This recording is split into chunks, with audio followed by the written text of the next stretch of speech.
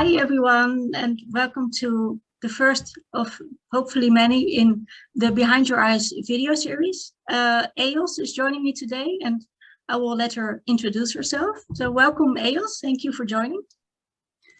Thank you, Susan, for having me here on your first episode of the Behind Your Eyes. I'm so grateful to be here. I'm a mother of two daughters. They are 12 and 18. I'm a coach, I'm a web designer, I'm an author. And I think my why is really to remember people that everything they need and they need to know is already inside of them. Yeah. So we have our wisdom inside of us. Yeah, I think I agree. I feel that's really the heart of my business, the pulse and heart of my business. Yeah. Coming home to that own wisdom inside of us. And well, I would like to start this video series with a sincere, how are you doing? Thank you. I'm doing well. It's just a few days before Christmas when we are recording this, and the 24th is also the birthday of my daughter, and she will have her 18th birthday. Wow, congratulations. So, she's like a big transition kind of, and I'm feeling that. I'm feeling that transition time because it's kind of like becoming a mother of an adult daughter. Yeah. Makes something, but in a beautiful way. And how have you experienced like this last year, and has it affected you mentally as well? This last year, of course, I think it's a lot of change. It's a lot of transition. Yeah. And many of us, I mean, I'm really grateful because we are living on this small island. We are living in Menorca, Spain. And it's quite small here. We had our online business already before the pandemic started. So we have quite some kind of security through that. But still, I think it's a lot to navigate with like different opinions, different viewpoints, different perspectives. Yeah. And it needs a lot of compassion in each and every one of us. Yeah, yeah. And of course, you're a spiritual person as well, and you have like a spiritually based business. And do you feel like this, this last year and the situation with COVID, has it like disconnected you from your like true self, or has it connected you more?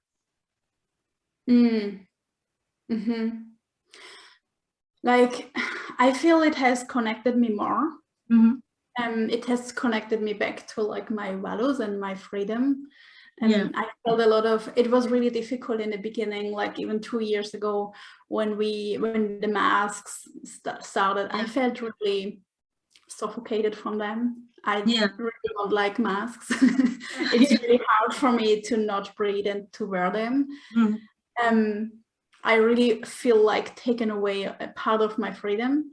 And we had also really strict lockdowns here in Spain, so we couldn't go to the beach, for example. Oh, wow. Which is, for here, it's just 10-minute walk. And we had restrictions to not go there. You could go alone with your dog, but you couldn't go like with your family. So I felt really like this prison. And what it also made is it helped me to find freedom more inside of me. Yeah, exactly. You have so many ways to do that. Yeah. And shifting from connecting freedom so much to the outside and to what they can do and what the circumstances are towards like an inner feeling that I carry with me. Yeah, because your like environments become so much smaller. You have to find new ways to connect. Totally. And what are some of your like favorite ways to reconnect to yourself? It's totally nature. Yeah. Number one is nature, the beach, but even just the ground and earth and putting my bare feet on the ground. We have a small garden here. We are like still learning. We don't have we are not like the farmers. We would love to become more self-sustainable with the gardening, but like just putting your hands in the soil, it just gives that kind of feeling of being connected. Yeah, I have a garden too, and I don't think I could have been without it these last few months. Yes. And I think some of your favorite like techniques or ways to to ground yourself. Like besides nature, it's what is it to ground myself? I think it's totally being present in one part, and that can be everything. It can even be like cooking or doing house chores or anything. It's interesting that you say that, because when you think of like being mentally healthy, you think here, but lots of things are involved, you know, being with your hands, working with your hands. And so, yeah, that's interesting. Also because it brings you back in the flow of life, I feel. Yeah. You're like so stuck here, and then if you freeze doing something and just doing something in presence, not thinking about future things that could come up, on future fears or past experiences that hold us back. And you stop a bit from like the overthinking and go back to your basics. Yes, it's kind of that little space of freedom that you find in the actual moment. Yeah, exactly. Yeah, you forget about the stress and the worries, and you're more like mindful and in the present moment. Exactly. Yes, and you move things through the system, because we are kind of like all three. We are like the mind and heart, and the mind, the heart, and energy. Yeah, exactly. Yeah. And so, how do you keep yourself mentally healthy? I'm working through things. I feel it's the number one, mostly in my journal. I love journaling. It's my lifesaver besides being present. Yeah. And also, I think a lot of times it's unraveling things. It's what you don't want to do is looking the fear into the eyes, or looking it straight. Like what am I even afraid of? What is the fear here? And through that courage, we can like dissolve a lot of it. Yeah. And do you do that like in the moment when you feel like maybe a fear or a thought coming up, and are like, hey, what's this? Why is this here? When I catch myself, yes. I'm not always catching myself. I would love to say yes, but no, it's not. It's when I feel symptoms, like I feel symptoms like I feel like heavy, and after a few days of heaviness or sad or something, I'm like, oh, there is something. Maybe I can unravel that more, and maybe I can like journal about it. Why do I feel the sadness? Where is sadness coming from? What is it serving me? A lot of times these kind of things serve us something, and therefore we want to keep them. Yeah. Why am I holding on to this? Yeah. Yes. Yeah, because sometimes you think, okay, when it's a negative emotion, it doesn't serve me. But sometimes when you dig deeper, it actually has a purpose. Yes. Yes. Yeah. And so we want to keep it, but then we can find like substitutes. And there are other things always. We don't have to be sad to keep that, for example. Yeah, exactly. Yeah, a negative emotion doesn't necessarily have to carry like a sadness with it. Or... No, not at all. Yeah, and I think also as well. It's a very helpful tool to keep your mind a bit more empty and, like you said, ground yourself a bit more. Yeah. Totally. Yes. Let me check. Because as an online entrepreneur and a spiritual entrepreneur, how do you see, like, what are the pros and cons of being in this industry? They're probably the same. Yeah. Because one thing is that you can work from home and you like have a lot of freedom working from home, and others, because it is a pro because you don't have to like travel. You can stay at your place. It's quite easy. Yeah, you have more my freedom. daughters, I'm really close to them, so that's really beautiful. Okay. Because I'm not going to work and having to catch them. Exactly. And they, like my younger daughter who is 12, she's homeschooled, so she's at home, and that quite fits easily together. And I don't think that you're like a lot at home. Sometimes you like have your, like, it feels quite restrictive to be always in the same place. Yeah, exactly. Finding ways to find some like adversity and some other places or some other things to work or changing inside. Yeah, and sometimes because you have the freedom, of course, as an online entrepreneur, you can even like work outside in your garden or go to a cafe. Well, of course not now, but usually you can. So yeah, you have more freedom that way. But of course there are always the negatives, and like being on social media, does it affect you? Because, you know, social media always paints a perfect picture. Social media is a lot of pressure. It's designed in a way that we get addicted to it. Right. And it also like how the conditioning around is like, we think we have to be on social media to have a successful business. Right. Which is not true. Exactly. It's always going back and checking in with why am I on social media? What is it serving me? How, like, what's my intention here? Exactly. What is my purpose of being here? Yes. And probably if you're like an online entrepreneur, it's all about connection. It's all about creating connection with others, co-creating, collaborating, co-working, becoming clients and being clients. Yeah, and of course, focusing on the social part of social media. Totally. Yeah, and what do you think of, like, for instance, Instagram is so focused on you spending more time on the app, creating, you know, reels and videos, and just really like reeling you in to spend more time on it. What is your thought behind it? I think it needs a lot of strength to just stay with yourself. Yeah. And know that if you are true to yourself, you will grow in the way that it's meant to grow. And also the commitment you show in your business, the commitment you show up again and again and every day, and the work you do, especially like the work you do, like if you're a coach, the coaching, if you're an author, the writing, if you're a web designer, the web designing should always be like a bigger part from me. Yeah, exactly. A bigger part than the advertising and posauning around, because that it in itself creates momentum. Yeah, I agree. It's sometimes it's difficult to find a balance, because you hear, okay, you have to post every day, you have to, you know, show your face, be very like active on social media. But as like a spiritual person and an entrepreneur, it's sometimes hard to balance these two. Or for me, that is personally the case. So yeah, sometimes it's hard to. Sometimes I'm online a lot, and then I'm a bit more, you know, less active, and so yeah, sometimes it's hard to find that balance. Do you have that as well? I totally have that. I think it's also about like holding our own promises. That's how I feel. I wasn't online from, I think it was March of last year, not of this year, of like until November, December.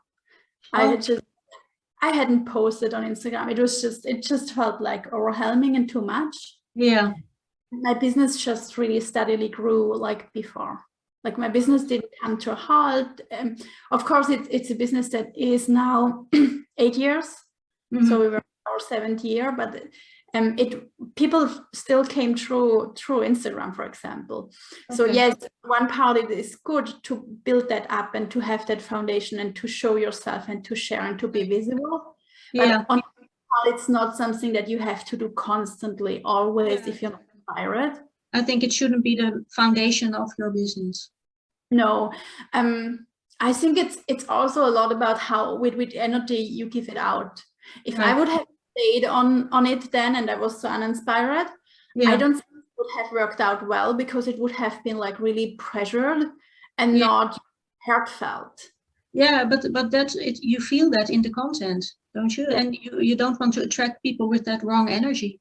No, totally. Yeah. No, I agree. I think then it's better to stay offline than post something that is not heartfelt and connect with maybe the wrong audience. And then it's a lot about bravery also. Like you not just thinking that you have to stay on social media to attract people to your work, but really reaching out and offering coaching session, offering designs. And in the beginning, maybe for less, and then you grow from that because your word of mouth grows, your connections grow, and if you do good work, people will come back. Yeah, you have to have some kind of at least that it is it to me, some kind of vulnerability, especially in the start. You have to be like open and vulnerable enough to say, okay, I'm here. This is me. This is who I am, good and bad. And hopefully you work with me and connect with me. Yes, yes, just trusting and also knowing that it's totally normal to fail, not making ourselves wrong. The more you grow, the more you fail. Yeah, I agree. I see like failure as part of the success. Yes, yes. It's just kind of, we can also look at it as like the universe rerouting ourselves. Saying, Yeah. okay, that's not the right, that's not the right direction. Stop here. Don't lose your time there. Try Yeah, something else. It doesn't mean like stop and it's not meant for you. It's just exactly. Yeah. like, there's another direction that you could try out. Yeah, and it may work out even better than you thought. Totally.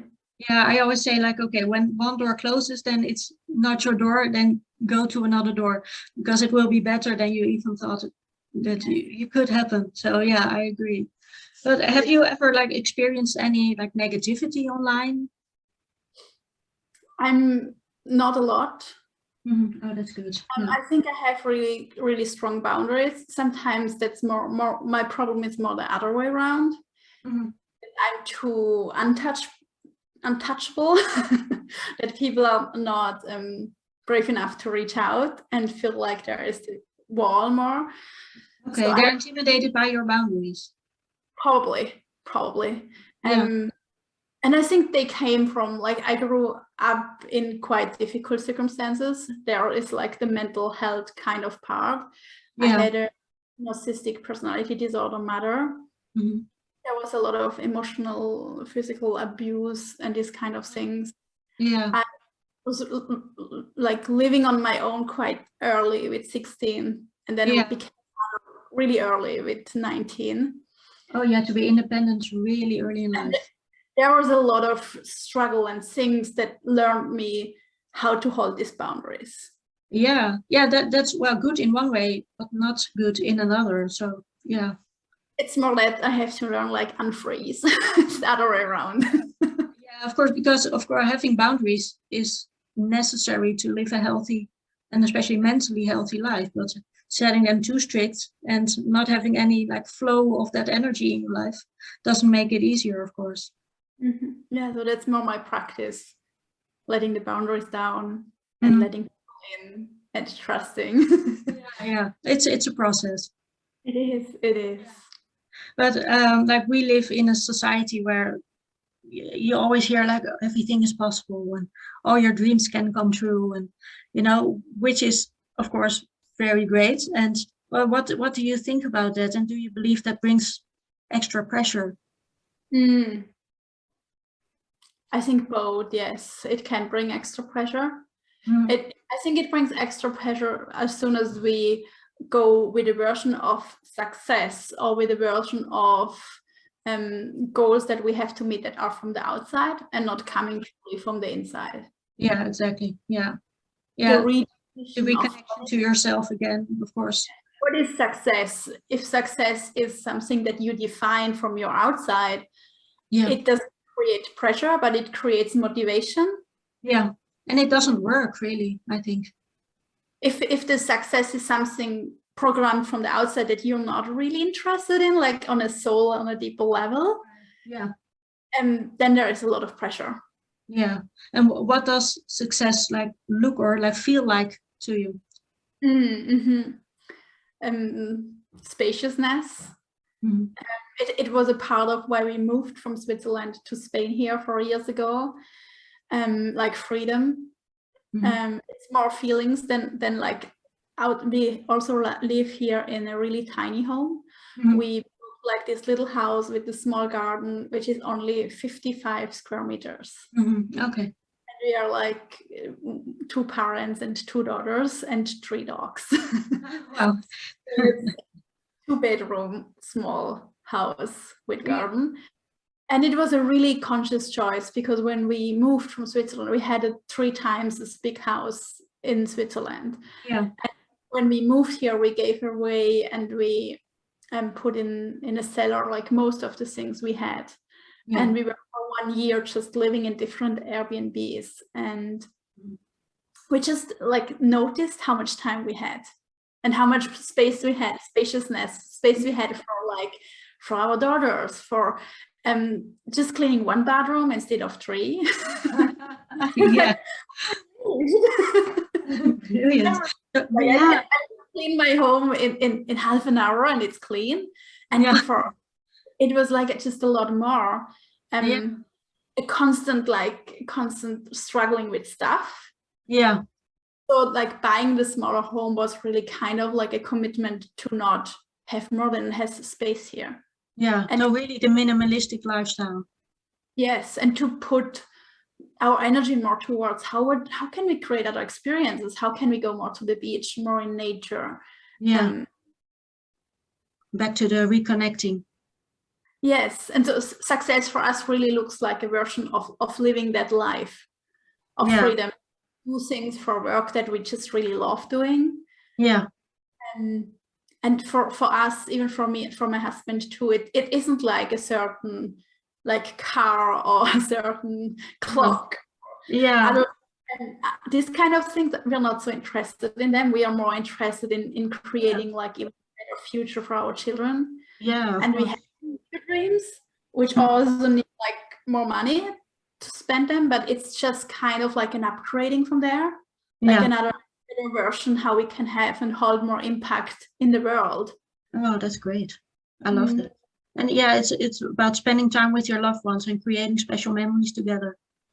Yes, totally. That's the most important thing, actually, isn't it? And it was actually when we, like, my husband is Italian, so we lived in Italy, then we lived in Switzerland, and then when we moved, it was actually that moment where I was really afraid to moving here in the beginning, because I was like, if we move again, like my daughters will just learn that they can live wherever they want to live. And then I will move here, and then one daughter will move to this place, and the other one will move to another place, and I will like stay and become old and don't see my daughters. So that was a real fear that I had to work through. And how I could look at it was really about if we just make this place here for myself and for us as a family the most beautiful one we can imagine. We always want to come back. Oh yeah, definitely. Their choice to come back. It's their thing that they want to stay close, or even stay and not even go live in another place. Yeah, but you showed them the lifestyle, like, okay, you can be free and travel and live wherever you want, and you have a wonderful like basis or foundation to come back to. Yes, and that's what we're creating here. Yes, this place. Beautiful. And like you have daughters, but if you could like talk to a younger version of yourself, what would you say to her? Also there, like, you're not wrong. You're enough. You're enough, but not too much. I'm enough as you are. You're just keep going. Everything will work out. Just trust your journey, trust your path. Yeah, that's the most important part. Yeah, to trust where you're going and know that it will work out in the end. Yeah. And let me see, what are you most proud of? I'm most proud of probably my daughters. A lot into I believe so, yes, because I think they gave me kind of, when it was really difficult for me, the growing up and everything. And I think my older daughter, when she was born when I was 19, 20, she just gave me this sense of purpose of life. Like I wasn't feeling worthy about myself, but then having a daughter was just kind of different. And I was just like making this promise that I always want to be the best version of myself as an example for her. Yeah. And I feel that from that point onwards, things changed. Yeah. And I could heal, and I could like just build open that. Yeah, she really gave you a purpose, like, okay, now I need to be the best version of myself as an example for my daughter. Yes. And is there something that you've mentally always struggled with?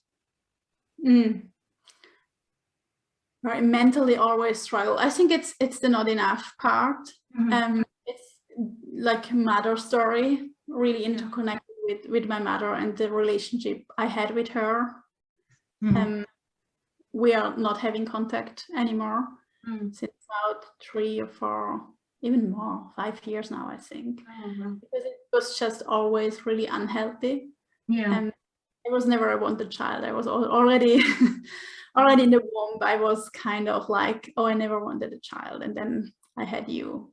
Yeah. Oh, I'm sorry to hear. So there are a lot of layers that are, some are healed, some are still there. Yeah. Yeah. Not being wanted and not being loved. And how does that affect you, like being a mother? I think for me, I could turn it around really, in the way that I wanted to be everything for my daughters that I didn't have. Oh, that's great. We have a beautiful, like really, I have just a beautiful connection and relationship with both of my daughters. Oh, beautiful. That's good that you got to turn that around and not become the mother you didn't want to be, of course. Totally. Yeah. And what is the best advice you were given? That was my grandfather.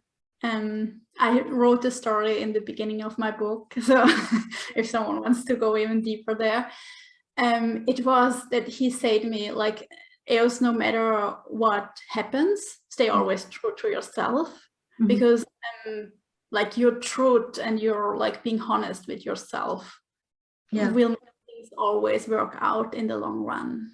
Yeah, that's true. You can't go wrong if you follow your heart. Totally. I think he was my guiding. When a lot of outside was dark, there was like this little flame that really carried me for a while. Even this kind of sentence from him. Yeah, that keeps you in your heart. Yes, totally. My final question is: when are you at your happiest? When I'm at my happiest. I'm a really introvert, so probably when I'm alone. Yeah, I understand. I'm an introvert too. Probably in the bathtub, reading a good book or even writing. So that's the things. So spending time alone can be very healing. Totally. But I mean, even at the beach with my family, I mean, there are a lot of different things, but that was just the first thing that came up. And it's also winter. Probably there's a summer version of Happiest, which is more like outward and more like community. And there's a winter version, which is more like inward, introspective and candlelight and alone time.